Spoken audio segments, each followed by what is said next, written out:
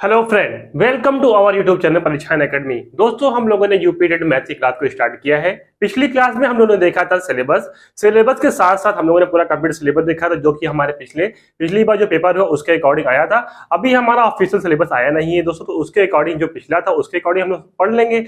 जो भी हमारा अपडेट होगा उसको हम लोग आगे देख लेंगे।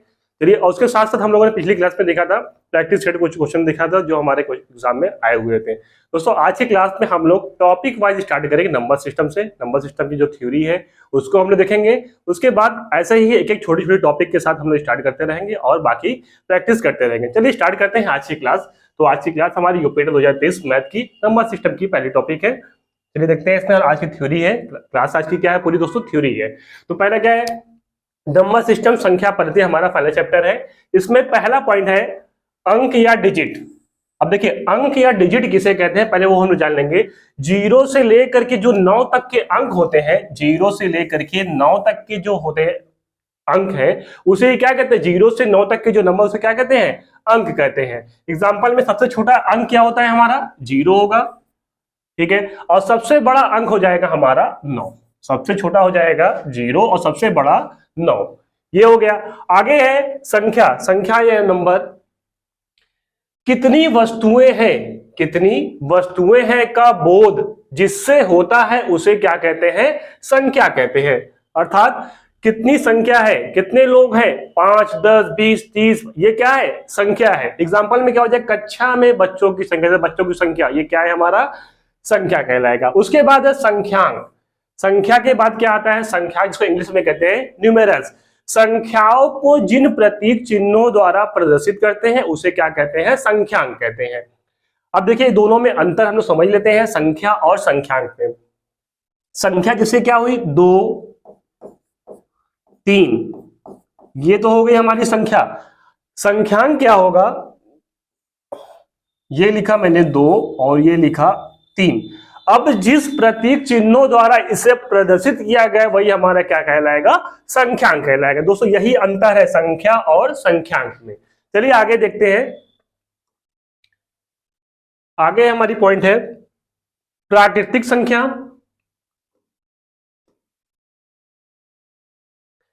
प्राकृतिक संख्या जिसे हम लोग इंग्लिश में क्या कहते हैं? नेचुरल नंबर कहते हैं। जिन संख्याओं से वस्तुओं की गणना प्रारंभ होती है उसे क्या कहते हैं? प्राकृतिक संख्या कहते हैं। एग्जाम्पल, इसे n द्वारा प्रदर्शित करते हैं, n द्वारा प्रदर्शित करते हैं। अब ये हो गया हमारा 1, 2, 3, 4, 5, 6, कहां तक जाएगा? इनफाइनाइट तक। ये हमारा हो गया नेचुरल नंबर या फिर प्राकृतिक संख्या। किसे कहते हैं? जिन संख्याओं से वस्तुओं की गणना प्रारंभ होती है उसे क्या कहते हैं? प्राकृतिक संख्या कहते हैं। ये प्रारंभ होती है 1 से लेकर के कहां तक? इनफाइनाइट तक। और सबसे छोटी संख्या क्या होगी हमारी? सबसे छोटी प्राकृतिक संख्या अगर कोई पूछे, और बड़ी, तो छोटी प्राकृतिक संख्या 1 हो जाएगी, बड़ी क्या होगी हमारी? इनफाइनाइट या अनंत। उसके बाद है पूर्ण संख्या। पूर्ण संख्या जिसे हम इंग्लिश में क्या कहते हैं? Whole number. प्राकृतिक संख्या में अगर शून्य को भी शामिल कर लिया जाए, इसके समुच्चय में अगर शून्य को भी शामिल कर लिया जाए तो हमारी कौन सी संख्या कहलाएगी? पूर्ण संख्या कहलाएगी। इसे W द्वारा प्रदर्शित करते हैं। इसे N द्वारा करते हैं, इसे W द्वारा प्रदर्शित करते हैं। तो W बराबर हो जाएगा हमारा 0, 1, कहां तक जाएगा? इनफाइनाइट तक। अब इसमें अगर कोई पूछता है सबसे छोटी पूर्ण संख्या, तो हमारी हो जाएगी 0।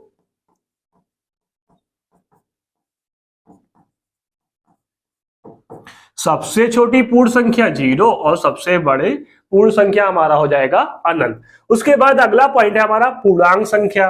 पूर्णांक संख्या को हम इंग्लिश में कहते हैं इंटीजर नंबर। वे संख्याएं जो धनात्मक तथा ऋणात्मक दोनों रूपों में पाई जाती हैं उसे हम लोग क्या कहते हैं? पूर्णांक कहते हैं। या 2 प्रकार का होता है, धनात्मक पूर्णांक और ऋणात्मक पूर्णांक। इसका एग्जांपल में देख लीजिए,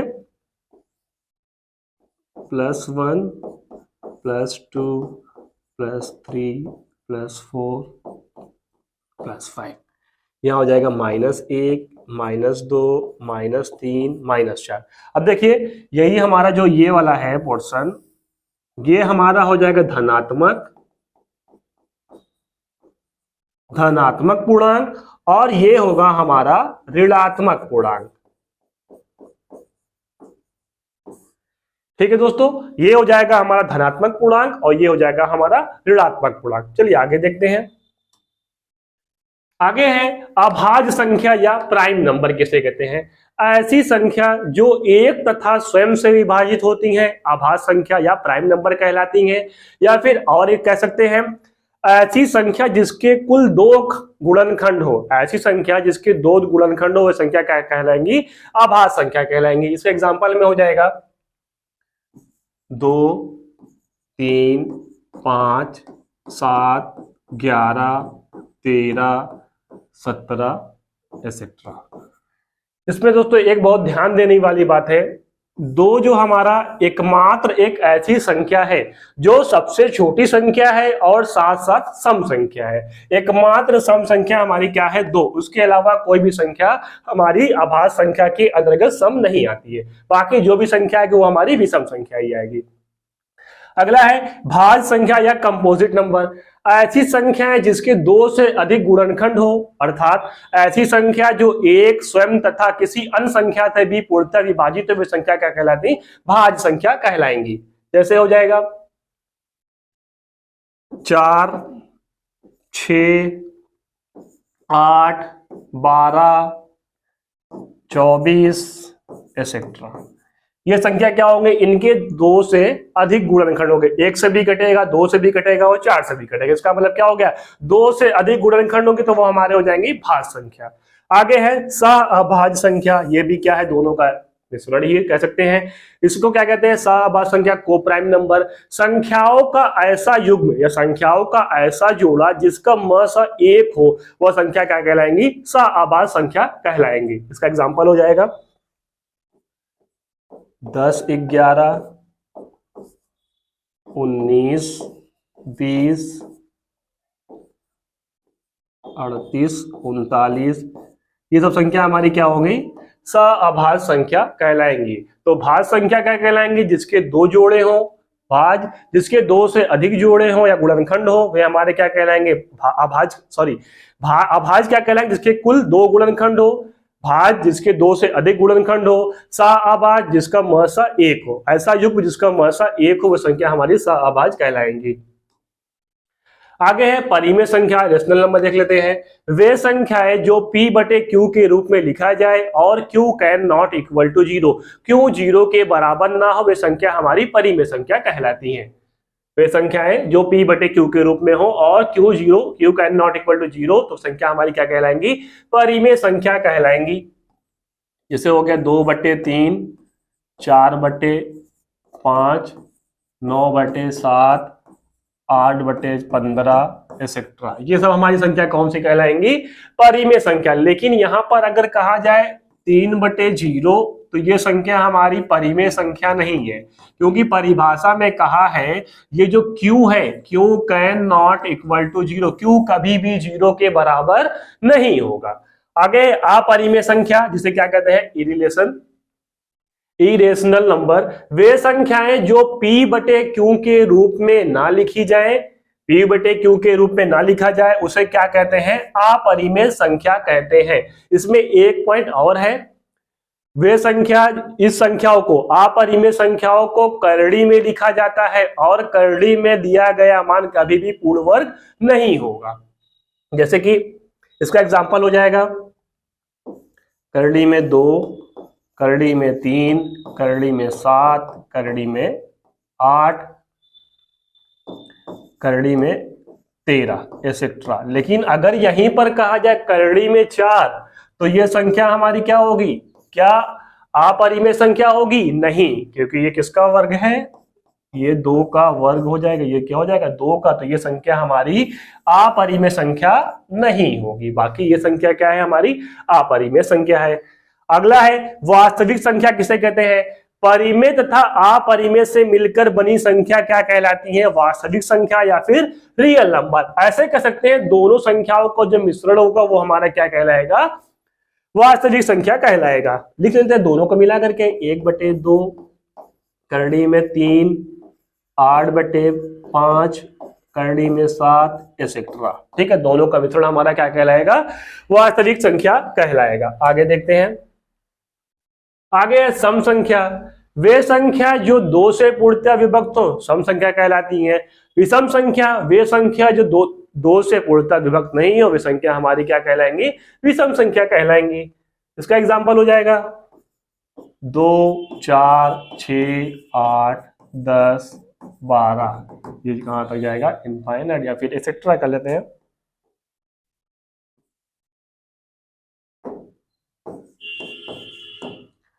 विषम संख्या 1, 3, 5, 7, 9 एक्सेट्रा, ये संख्या हमारी क्या कहलाएंगी, विषम संख्या कहलाएंगी। आगे देखते हैं जाति मान या फेस वैल्यू किसे कहते हैं। जाति मान या फेस वैल्यू, किसी अंक का जाति मान स्वयं वही संख्या होती है। जैसे एग्जांपल में समझ लीजिए 9, 8, 6, 4, 3।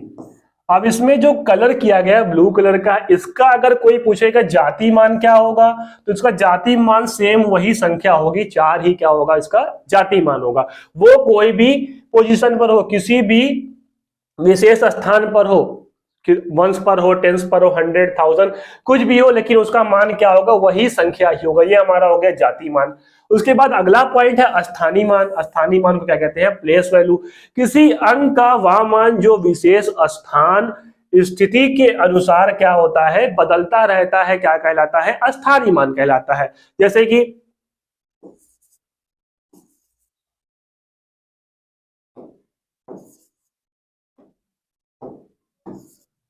अब इसमें अगर पूछता है 8 का स्थानीय मान क्या है, तो अब देखेंगे वंस, टेंस, 100, 1000, इकाई, दहाई, सैकड़ा, हजार। तो ये हमारा किस स्थान पर है, 8 गुणे 10 कर देंगे तो हो जाएगा 80। 80 हमारा क्या हो जाएगा, स्थानीय मान हो जाएगा। लेकिन अगर इसी का जाति मान पूछता तो 8 ही क्या होता, उसका जाति मान होता। लेकिन अभी इसकी पोजीशन को अगर हम चेंज करते हैं, एक एग्जांपल और देखते हैं।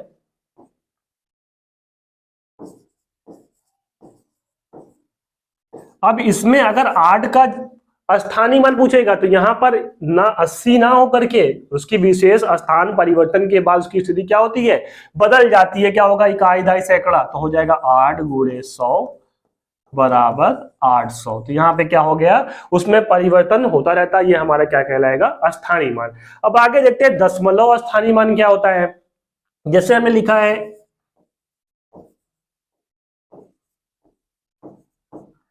628.345। अगर तो ये तो हमें पता होगा इकाई, दहाई, सैकड़ा हो गया। लेकिन दशमलव के दाएं साइड जब जाएंगे तो हो जाएगा 10वां, 100वां, 1000वां, 10,000वां, ऐसे ही आगे बढ़ता चला जाएगा। अगर कोई पूछता है कि इस संख्या में 3 का स्थानीय मान क्या होगा, तो लिखेंगे 3/10।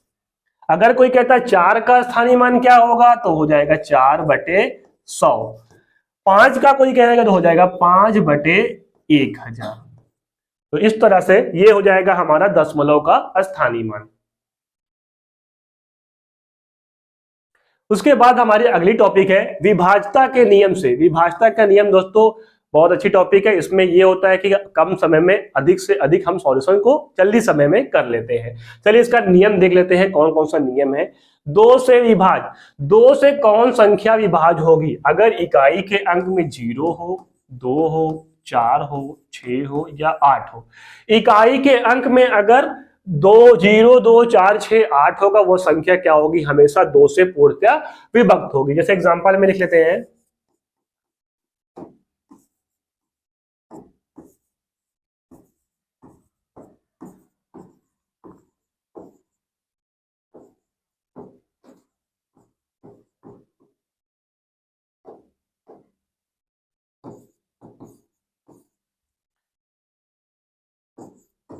अब देखिए इसमें सभी के इकाई के अंक में क्या है, 8 है, 4 है, 2 है, 0 है। इसका मतलब 0, 2, 4, 6, 8 अगर इकाई के अंक में आता है तो वह संख्या हमेशा 2 से पूर्णतः विभक्त होगी।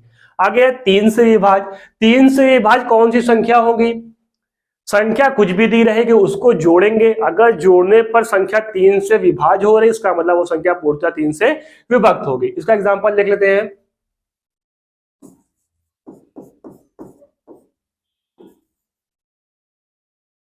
ये हो गया 12, 2 1 3,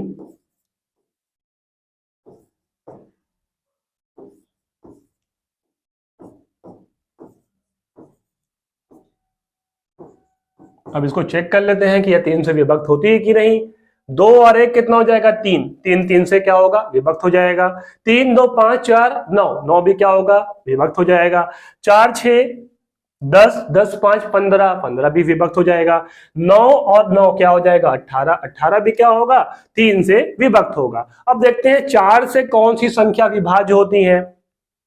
इसमें यह होता है कि इकाई और दहाई के अंक अगर 4 से विभाज्य होते हैं तो संख्या क्या होगी? 4 से पूर्णतः विभक्त होगी। से लिख दिया हमने एग्जाम्पल में 32,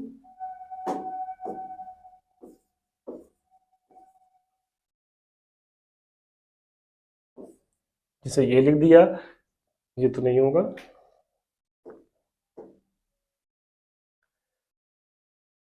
4 से विभाज्य हो रहा है तो 8 और इसमें करते हैं 4। ठीक है, 4 1 4, 4 चौक 16, 4 छंग 24, 4 1 4, 4 दूनी 8, 4 चौक 16, 2 बचेगा, 4 छंग 24, ये भी विभाज्य हो जाएगी। और दो संख्या और लिख लेते हैं 128, ये भी क्या होगा? 4 से विभाज्य होगा। इसमें हमको 2 अंक देखना है, इकाई और दहाई का। इकाई दहाई का अंक अगर 4 से विभाज्य होता है तो इसका मतलब ये होगा संख्या 4 से पूर्णतः विभक्त हो गए। आगे देखते हैं, 4 हो गया। उसके बाद देखते हैं 5 से। 5 से कौन सी संख्या विभाज्य होगी? जिसके इकाई का अंक 0 हो या फिर 5 हो, तो वह संख्या क्या होगी? 5 से पूर्णतः विभक्त होगी। इसका एग्जांपल लिख लेते हैं।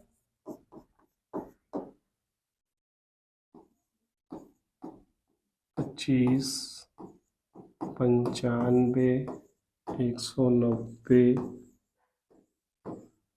300,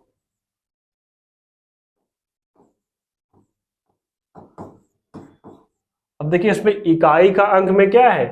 5 है, 5 है, 0 है, 0 है और 5 है। इसका मतलब अगर कोई भी संख्या 5 से विभक्त वही होगी जिसका इकाई का अंक 0 हो या फिर 5 हो।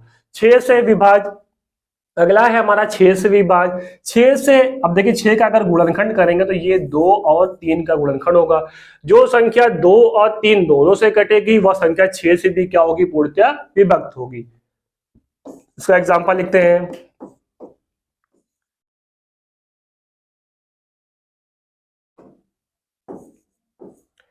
देखिए 24 अगर हमने लिखा है, ये देखिए 2 से तो कट जाएगी और उसके बाद 3 से कैसे कटेगी? 4 और 2 कितना हो गया? 6, 3 से भी कट जाएगी। इसका मतलब अगर 2 3 दोनों से कट रहे तो वो भी 6 से भी कटेगी। 144 लिखते हैं, 4 4 8 और 1 9, 9 जो है इससे कटेगा, 2 से तो कट जाएगा, 4 4 8 और 9 3 से भी कट जाएगा। आगे एक संख्या और देख लेते हैं।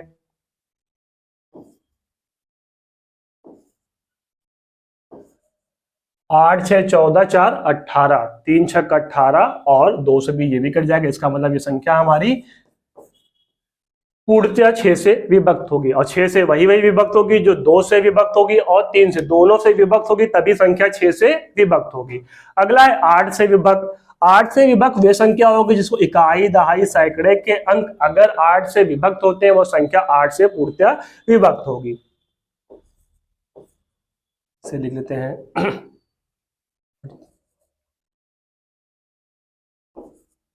इसे लिखा हमने 512। 512 क्या है? 8 से विभक्त होगी। 8 छंग 48, 3 बचेगा, 8 चौक 32। फिर देखते हैं 4096। अब देखिए हमको क्या ज्ञात करना है? सिर्फ इकाई दहाई सैकड़े के अंक को देखना है। अगर यह 8 से विभक्त हो रही संख्या क्या होगी? 8 से विभक्त होगी। 8 1 8, 8 दूनी 16। एक और देख लेते हैं।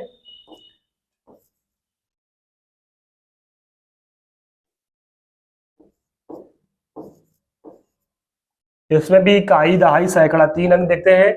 ये हो जाएगा 8 9 72, 8 9 72, कितना बचेगा? 6,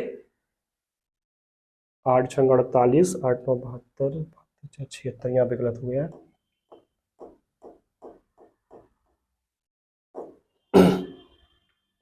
देख लेते हैं फिर से। 8 छंग 48, 8 9 72, 4 76, 8 चौक 32।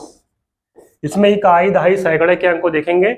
8 9 72, 4 बचेगा, 8 6 48। ये संख्या हमारी क्या होगी? 8 से पूर्णतया विभक्त हो जाएगी। ये हो गया हमारा 8 से विभाज्यता का नियम।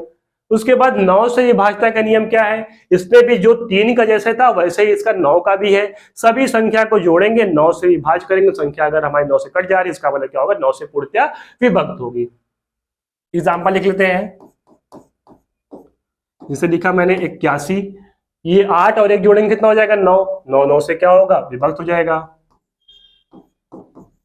729, 7 2 9, 9 9 18, 18 क्या होगा? 9 से विभक्त हो जाएगा।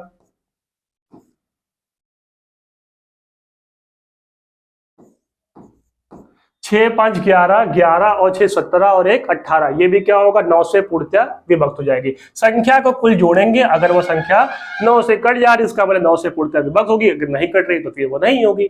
आगे देखते हैं 11 से विभाज्य। 11 से विभाज्य के नियम में ये है, सम और विषम अंक को क्या करेंगे? जोड़ेंगे, उसके बाद दोनों को अलग अलग जोड़ लेंगे, जोड़ने के बाद घटाने पर अगर अंतर 0 या 11 आ रहा तो वो संख्या 11 से पूर्णतया विभक्त होगी। इसका एग्जांपल देख लेते हैं।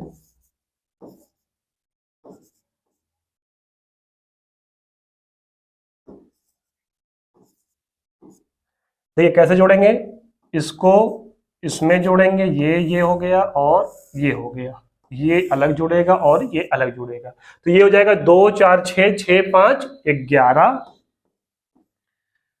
1 6 7, 7 और 4 11, 11 माइनस 11 बराबर हो जाएगा हमारा 0। इसका मतलब संख्या यह क्या होगी? 11 से पूर्णतया विभक्त होगी। अगला है 25 से विभाज्य।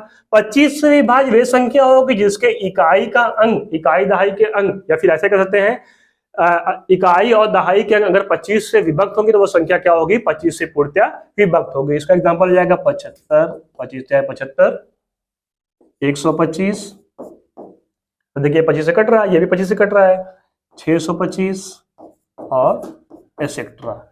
ठीक है दोस्तों, इस तरह से हमारा ये विभाज्यता का जो नियम था वो कंप्लीट होता है। तो दोस्तों आज की हमारी टॉपिक बहुत छोटी सी थी। इसमें हम लोग देखा थ्योरी क्लास में हम लोग नंबर सिस्टम करने को जो भी हमारी एक इंपॉर्टेंट क्या नाम है संख्या थी उसको देख लिया। उसके बाद विभाज्यता के नियम को देखा और इसके बाद अभी हम लोग देखेंगे इकाई के अंक को देखेंगे, उसके क्वेश्चन को देखेंगे किस तरह से बनते हैं, छोटे छोटे टॉपिक के माध्यम से समझेंगे। और क्योंकि अभी एग्जाम की नोटिफिकेशन आई नहीं है, अगर जैसे ही आती है हम लोग अपनी स्पीड और बढ़ा देंगे और फास्ट क्या करेंगे, टॉपिक को कंप्लीट करेंगे। लेकिन अभी ये नोटिफिकेशन आया नहीं, लेकिन हमको अपनी स्पीड को धीरे धीरे क्या करना है, बढ़ाते रहना है, क्योंकि समय के साथ साथ हम लोग क्या होगा उसमें निपुण होते चले जाएंगे। क्योंकि समय अभी हमारे पास पर्याप्त है तो हम लोग आसानी से अभी प्रैक्टिस थोड़ी थोड़ी करते रहेंगे। ठीक है दोस्तों, अगर आपको हमारी क्लास पसंद आई तो हमारे चैनल को लाइक शेयर और सब्सक्राइब जरूर कीजिए। आप सभी का बहुत बहुत धन्यवाद।